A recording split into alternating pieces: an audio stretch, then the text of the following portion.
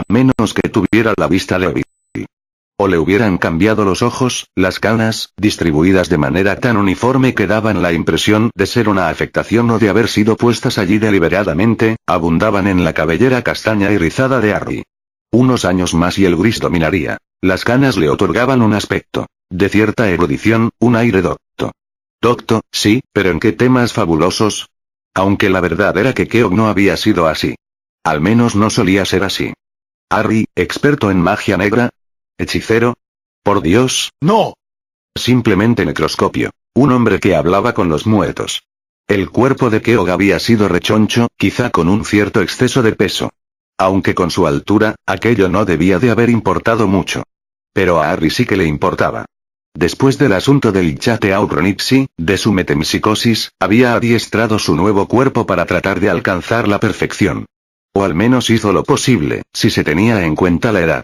Por eso solo aparentaba 37 o 38 años. Y dentro del cuerpo de Harry y detrás de su rostro, un inocente. O alguien que había sido inocente. Él no había pedido ser como era, no había querido convertirse en el arma más poderosa de la sección PES, ni hacer las cosas que había hecho.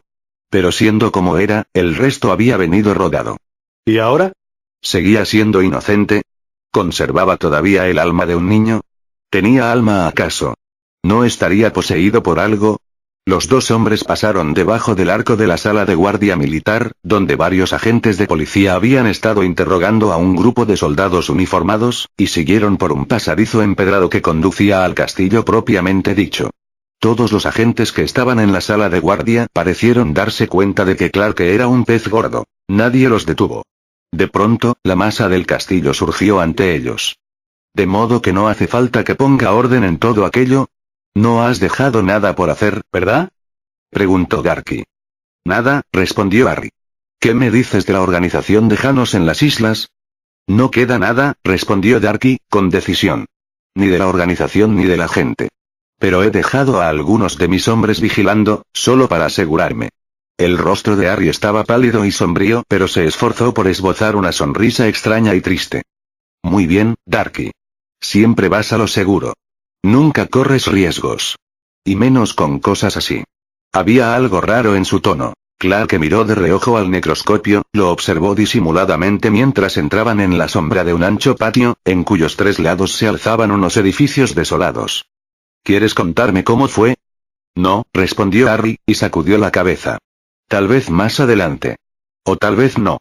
Se volvió y miró a Clark a los ojos. Todos los vampiros se parecen. Además, ¿qué puedo contarte yo que tú ya no sepas?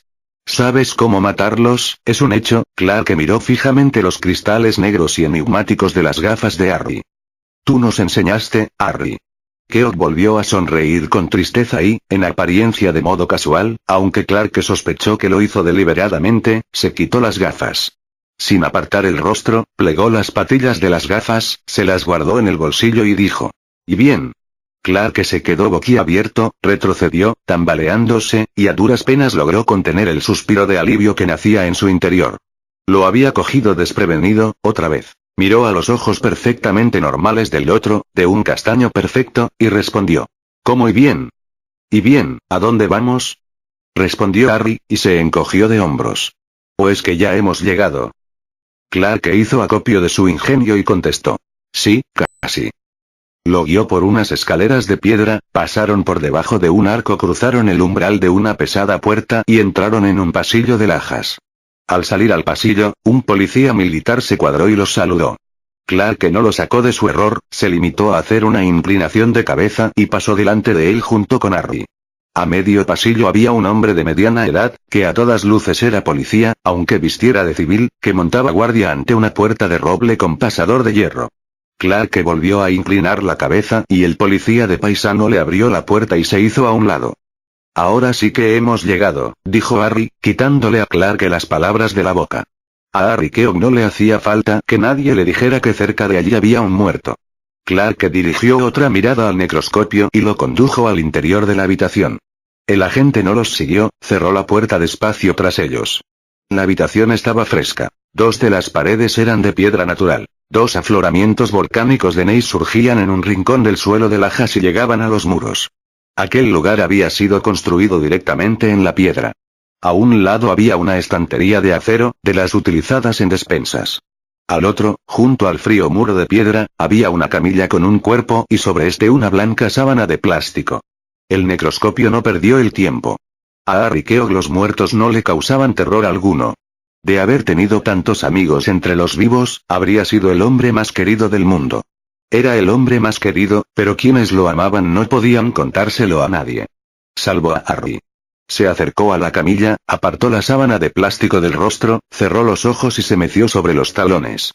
Había sido una muchacha dulce, joven e inocente, sí, otra inocente, y la habían atormentado. Y aún estaba atormentada. Tenía los ojos cerrados, pero Harry sabía que de haber estado abiertos en ellos habría encontrado terror. A través de los párpados pálidos, sentía que aquellos ojos muertos estaban ardiendo, gritaban aterrorizados. Necesitaría consuelo. Las huestes de los muertos, la gran mayoría, lo habrían intentado, pero no siempre lo lograban. Con frecuencia, sus voces resultaban fantasmales, lúgubres, aterradoras a todo aquel que no las conociera. En la oscuridad de la muerte, podían parecer como visitantes nocturnos, pesadillas, como espíritus gimientes dispuestos a robar almas. Posiblemente, la muchacha creería que soñaba, tal vez sospechara que se moría, pero seguramente no sabría que ya estaba muerta. Costaba aceptarlo. Los que acaban de morir casi siempre son los últimos en enterarse. Por eso son los menos capaces de aceptarlo. Sobre todo los muy jóvenes, porque sus mentes no han tenido ocasión de considerarlo.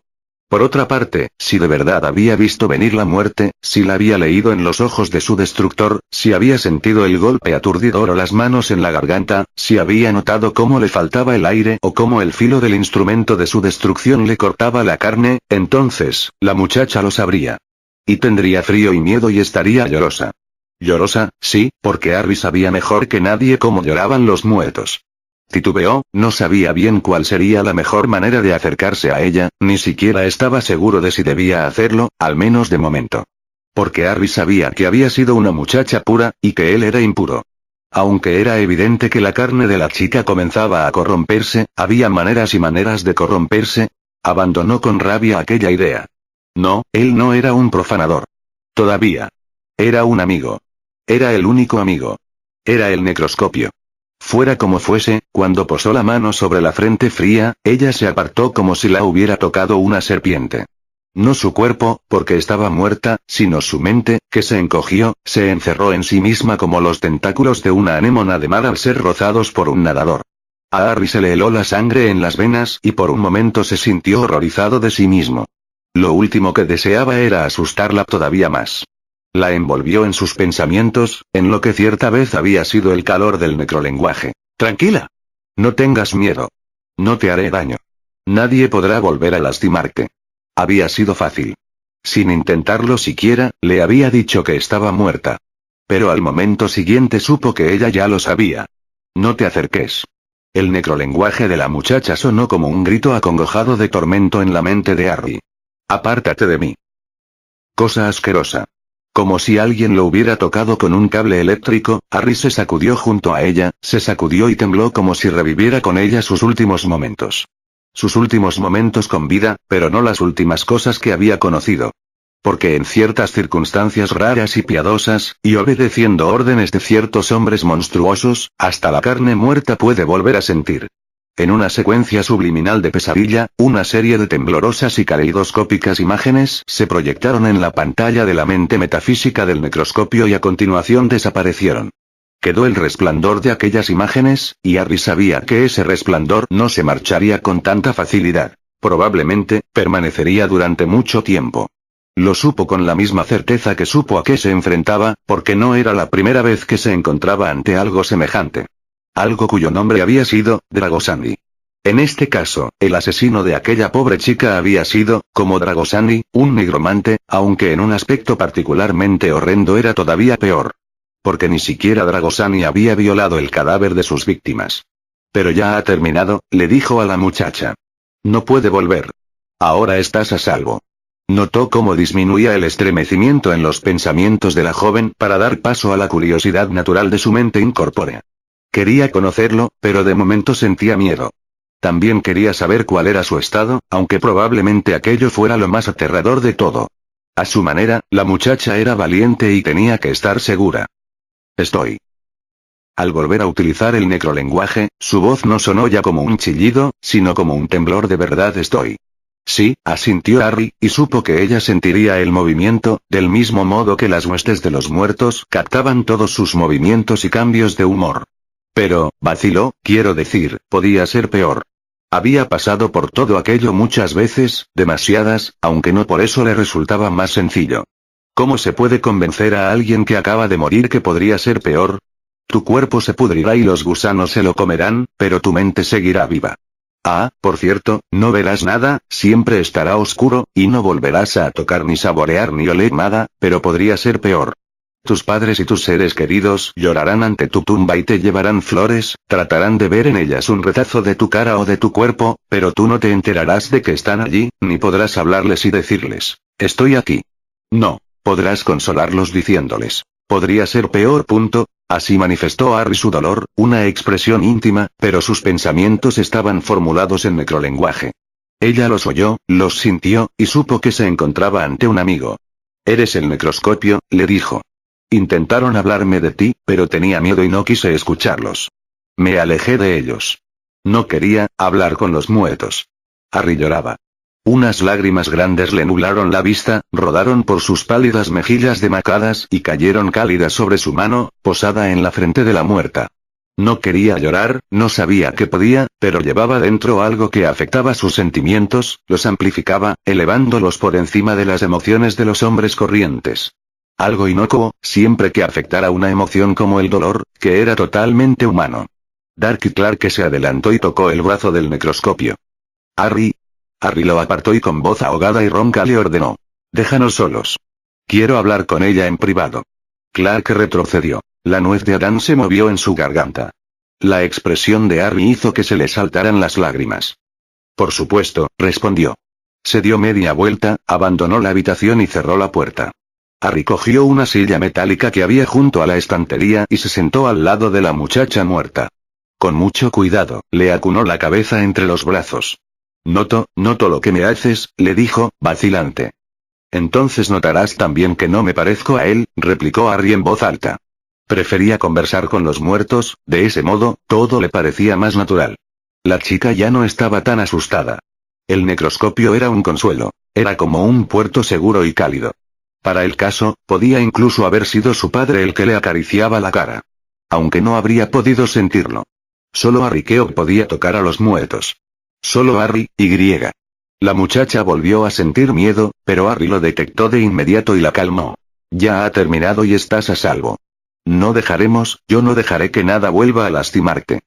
Era algo más que una simple promesa, era un juramento solemne. Al cabo de unos instantes, los pensamientos de la muchacha se calmaron y se mostró más tranquila. Con amargura, exclamó. Yo estoy muerta, pero esa cosa está viva. Es uno de los motivos por los que estoy aquí, le informó Harry. Porque no has sido tú la única. Hubo otras antes que tú, y a menos que lo detengamos, después de ti habrá otras. Es muy importante que lo detengamos, porque no es solo un asesino, sino un nigromante, lo cual lo hace mucho, pero mucho peor que la suma de los componentes. Un asesino destruye a los vivos, un nigromante atormenta a los muertos. Pero disfruta con el terror de sus víctimas antes y después de matarlas. No puedo hablar de lo que me hizo, dijo la muchacha, estremeciéndose. No hace